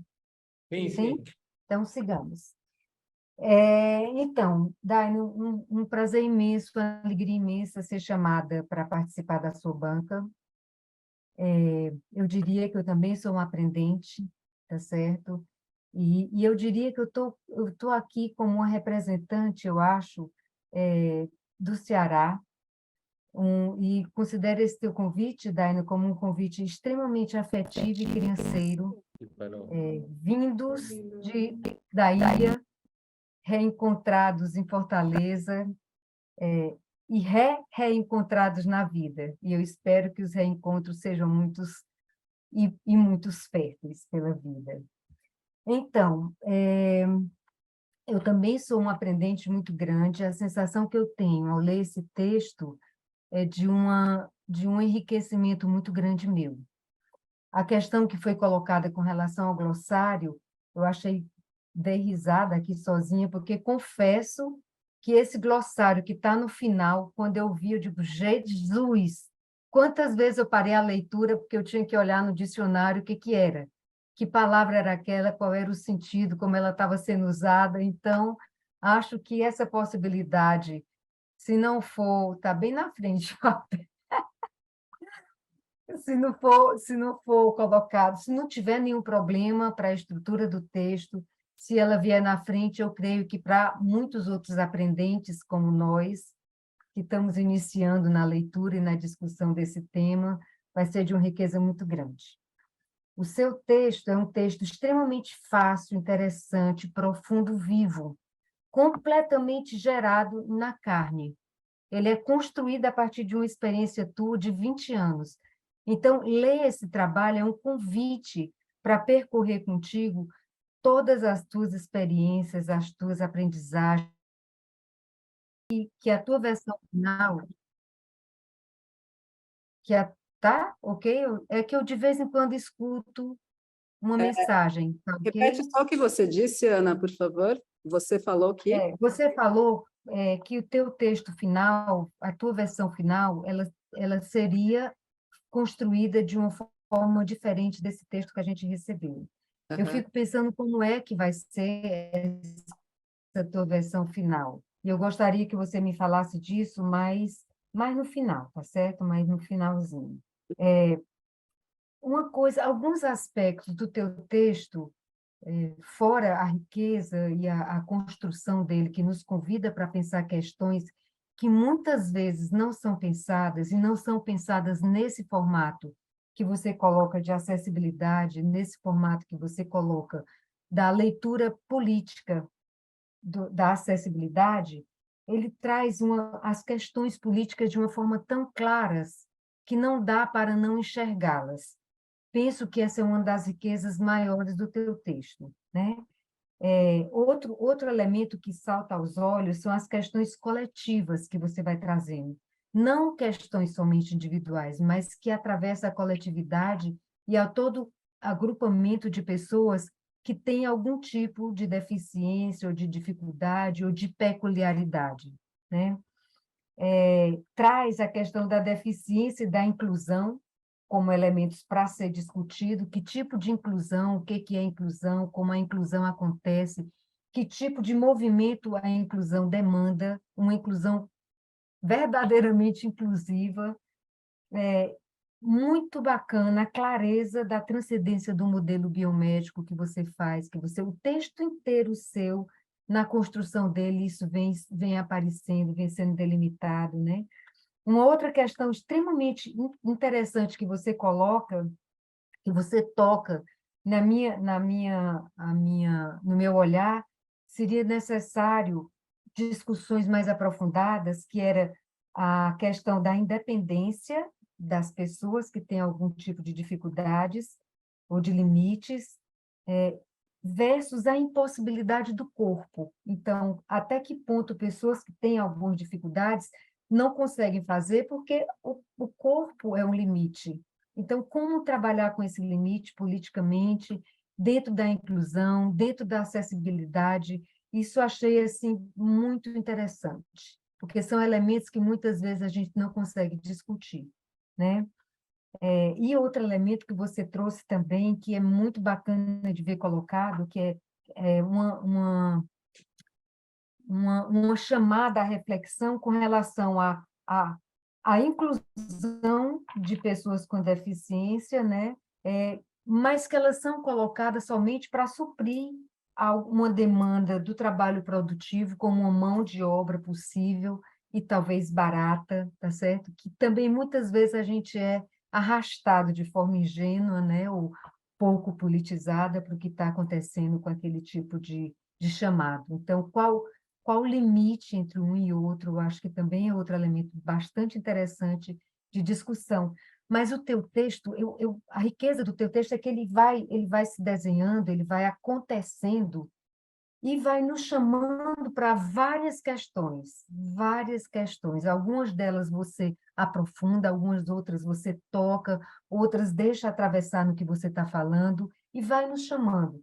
Eu diria que é impossível ler o seu texto sem se sentir chamado, sem pensar, sem refletir, sem parar e dizer, poxa, é mesmo, e aí? Como fazer? O que pensar a partir daí, né?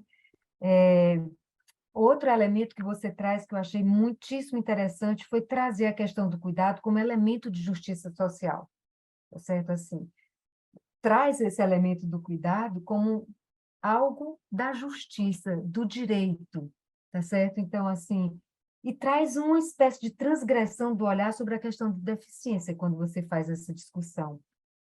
E é muito interessante pensar isso. Então, assim, a impressão que eu tenho, ao ter lido o teu texto, que me lembrei muito do Manuel de Barros, quando ele diz que o olho vê, a lembrança revê e a imaginação transvê. E é preciso transver o mundo.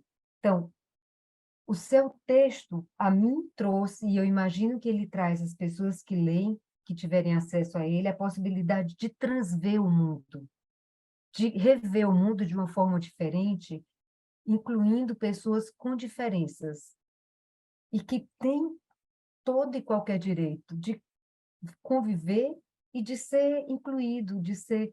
Enfim, me faltam, inclusive, as palavras, por isso que o glossário nos ajuda nesse sentido, né?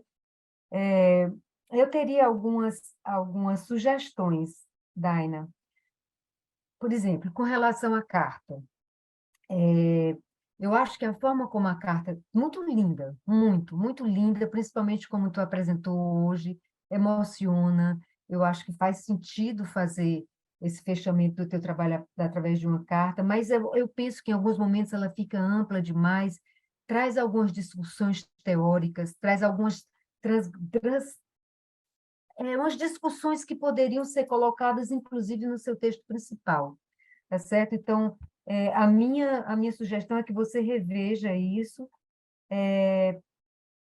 Eu perguntei aqui, quando eu escrevi essa, essas reflexões, esses pontos de reflexão, ao que se destinava essa carta, mas você já falou, né, que seria um convite para os professores pensarem a ação dele, né? Então, assim, será que seria interessante colocar aquelas discussões que você traz teórica, algumas citações que você traz para cá? Talvez, ao fazer isso, a carta perca um pouco da potência dela, enquanto carta, tá certo? Outra coisa, uma coisa que eu senti falta no teu texto você fala, Camila, Edinho e Léo, que você chama como sujeitos do teu trabalho.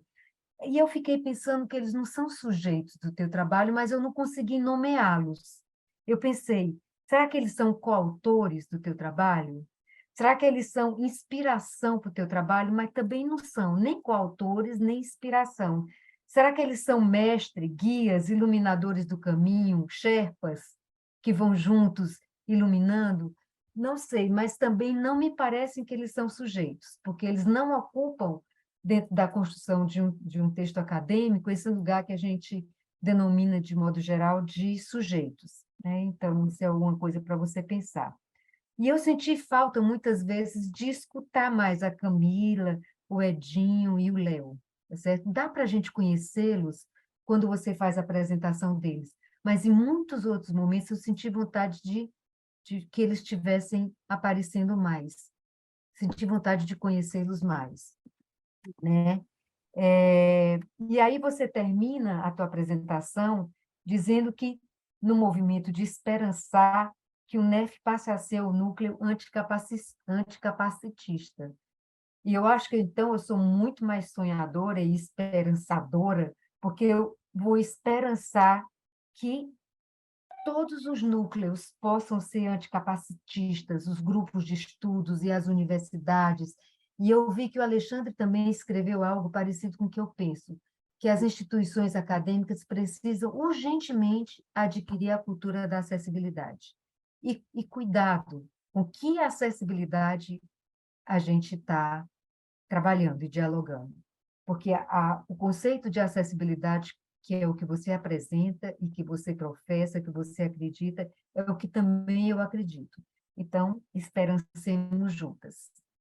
Gratidão pelo convite e vamos esperar essa versão final. Me diz como é que tu pensa que vai ser essa versão final, Daiane. Parabéns a vocês, viu? Obrigada.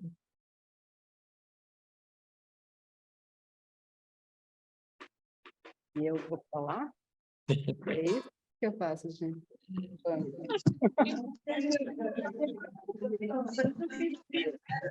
Pode ficar aqui, faz uma... Tá. Olá, pessoal, tudo bem? Eu,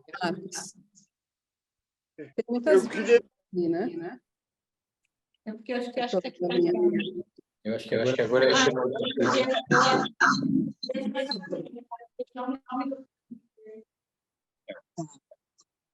Sim.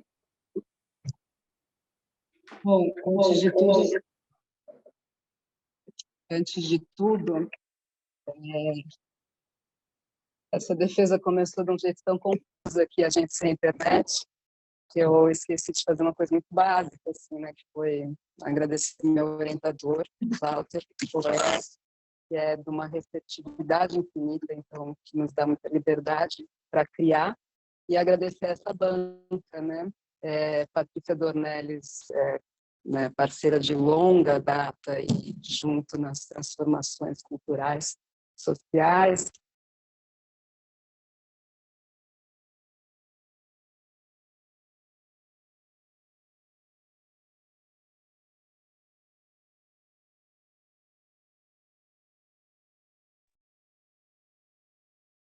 Gente, Ela fala, a voz tem eco. A voz...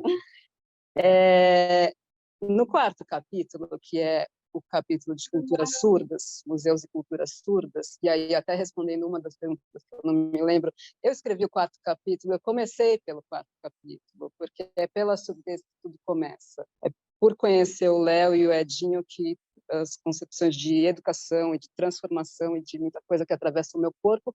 Então, eu comecei pelo quarto capítulo e acontece isso, né? Que aí só vai falar o que é tios no quarto capítulo.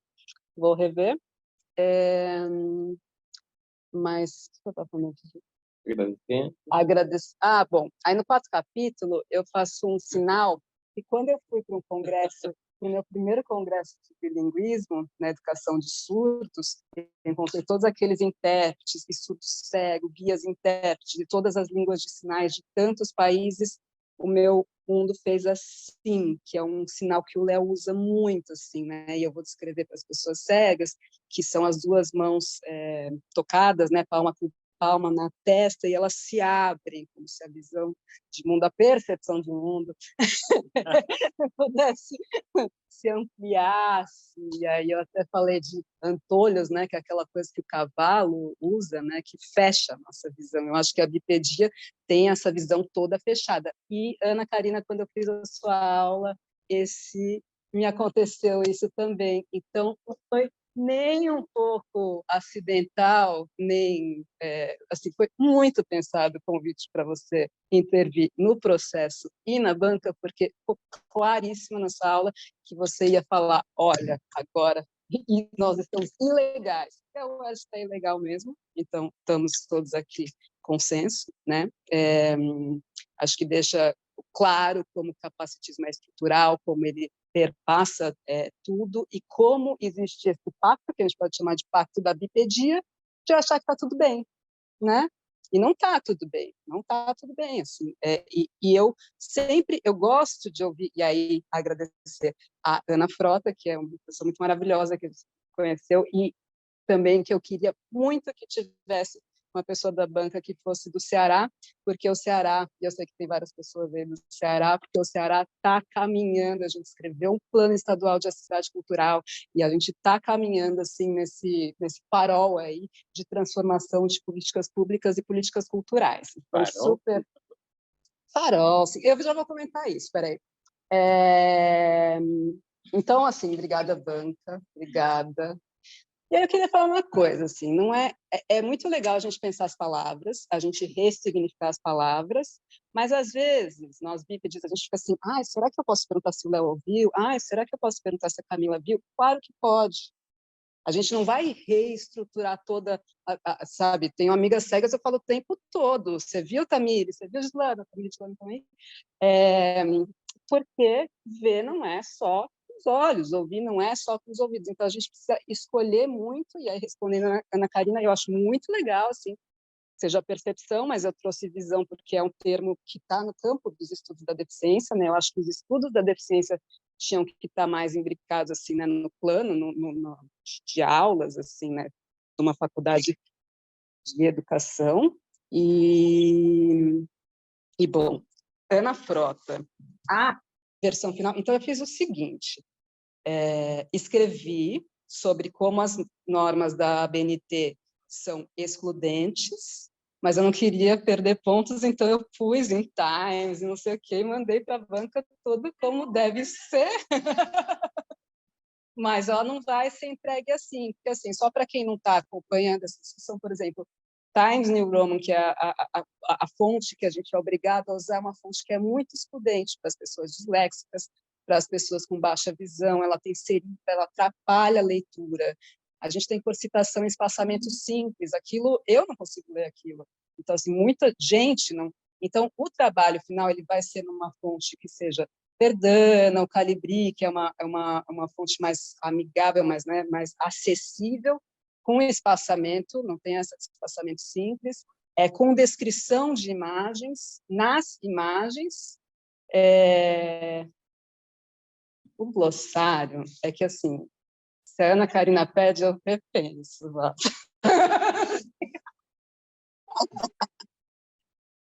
Mas é assim, Ana também. Ana Frota também fugiu. Não, essas duas Anas, sério. Patrícia, É que esqueci o assim, tinha anotado aqui, ele a, esqueceu. a Estela está aí ainda, né? É que tem uma contradição também se a gente bota o glossário no começo, que é o seguinte. Por exemplo, a Estela fala muito desse DEF, a pessoa DEF que é uma pessoa DEF pedagógica, né? Que é aquela pessoa que explica tudo que é a vida da pessoa com deficiência e que cria também esse distanciamento, como se a gente tivesse que explicar o que acontece com a deficiência, e a chave, a Ana Karina comentou aqui, que é a convivência, é a convivência mesmo. Então, eu chegar explicando, e assim, para quem não leu o trabalho, o glossário fala que é isso e que não é isso também, que inclusão é uma palavra que está no movimento, assim, né, de conquistas e etc., mas é uma palavra totalmente odiada por muitos déficits e muitos surdos, porque inclusão é uma palavra perversa, ela fala como se, vem aqui para dentro do meu mundo, e a ideia não é essa. Então, eu vou pensar bem assim nessa coisa do glossário, porque é isso, né? As pessoas são muito iletradas no campo dos estudos da deficiência, né?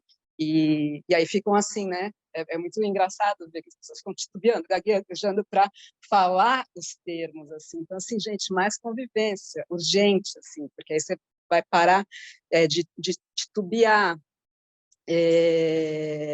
Mas eu gostei muito da coisa da percepção, porque é isso, né? Tem alguns termos que vale a pena a gente repensar e outros não tem problema, assim, sabe? Tipo, eu tenho um colega de trabalho cadeirante que fala assim, vamos sentar ali para resolver esse negócio? Claro que a gente pode falar que vai sentar, tipo, não é essa coisa que vai criando todos uns melindres que não ajudam tanto. Fazer um pão de queijo. A coisa do Labete, você tem razão, Ana Karina, porque eu anuncio, mas pode virar um grande parênteses, né? E a coisa do seminário, né? Museus Infância e Liberdade de Expressão do seu TAC, eu também acho mas assim, naquele momento, não dava para fazer nada de ousado, de minimamente mais ousado, assim, que a perseguição era uma coisa assim. E o que eu quis trazer do Labete, não só, né, dessa proposição da Lígia Clark, da participação e do toque, e aí eu escrevi isso, né, no trabalho, na verdade, a maioria das pessoas nem sabia do que se tratava, não é que estavam criticando a Lígia Clark ou a participação, mas sim que simbologia forte é essa desse ataque quando se propõe algo. E também tem esse desejo de defender a educação em museus, porque é um campo muito precarizado, né? Muito rotativo e etc. E a partir do momento que o Léo coordena uma mesa com a MC Sofia e o PH Cortes sobre participação cultural e juventude, você vê que o Léo está no museu, né? Desde os 13 anos de idade, assim, que diferença faz um campo com uma pesquisa continuada e que todas essas relações de poder e de precarização não permitem, né, que isso tenha nos espaços culturais. Vou fazer essa desobediência. Sim, claro.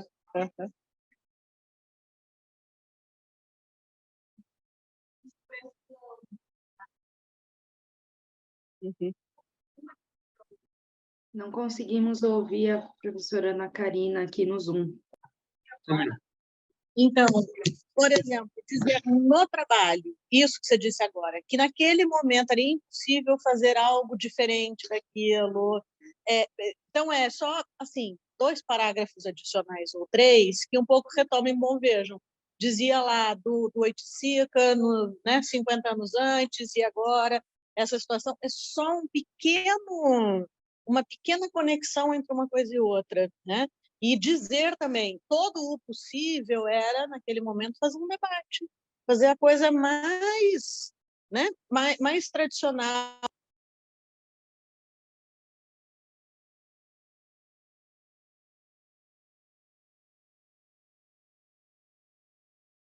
O microfone mutou da professora.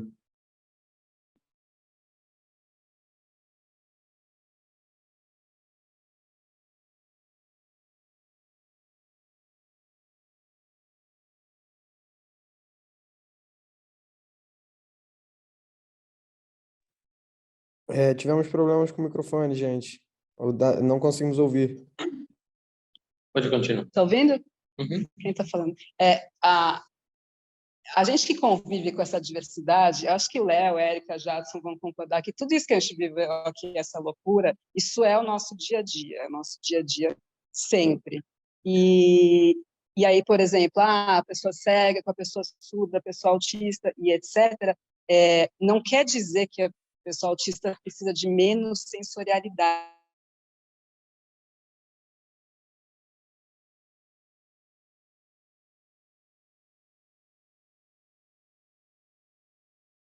Mas menos sobrecarga sensorial, né? Os outros sons são completamente invasivos e agressivos. Então, não é menos sensorialidade, eu vou até revisitar se tiver escrito assim, mas é...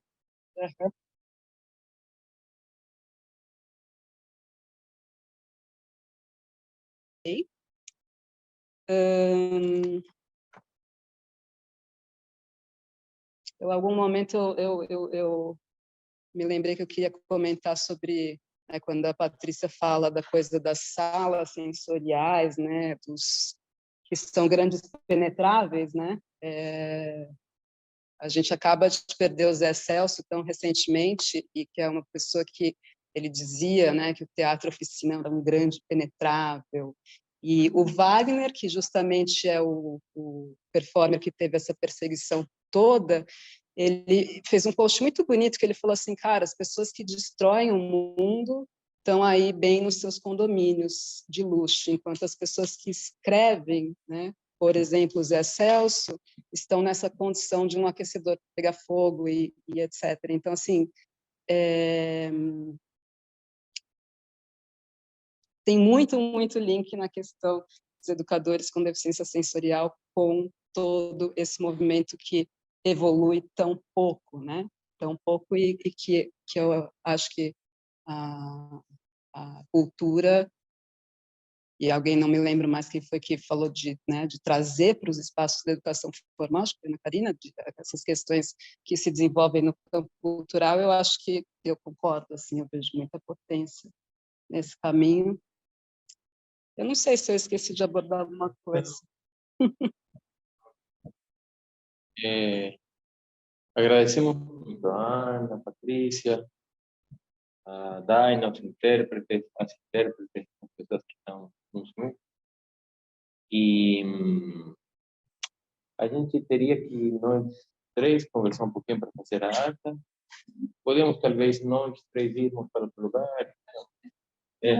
E voltamos rapidinho. As pessoas que estão no Zoom, devemos voltar em 5 ou 10 minutos para ler a ata e já fazermos o encerramento. Obrigado pela compreensão. Deixa assim.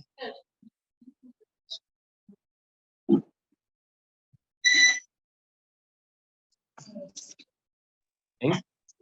Não, isso não, porque a gente agora vai conversar em segredo.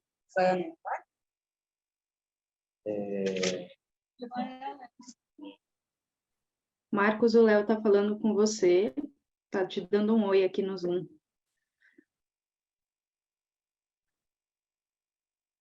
O Léo está falando com o Marcos Abrantes, está perguntando se você está vendo ele. Acho que ele está falando com a Bárbara. Oi, a Bárbara. Ele deu um oi para o Marcos e agora para a Bárbara e para a Fátima. Oi, tudo Como bom? tu está falando aqui? Eu queria meu nome é Marcos Abrantes, sou dançarino, coreógrafo, moro em São Paulo.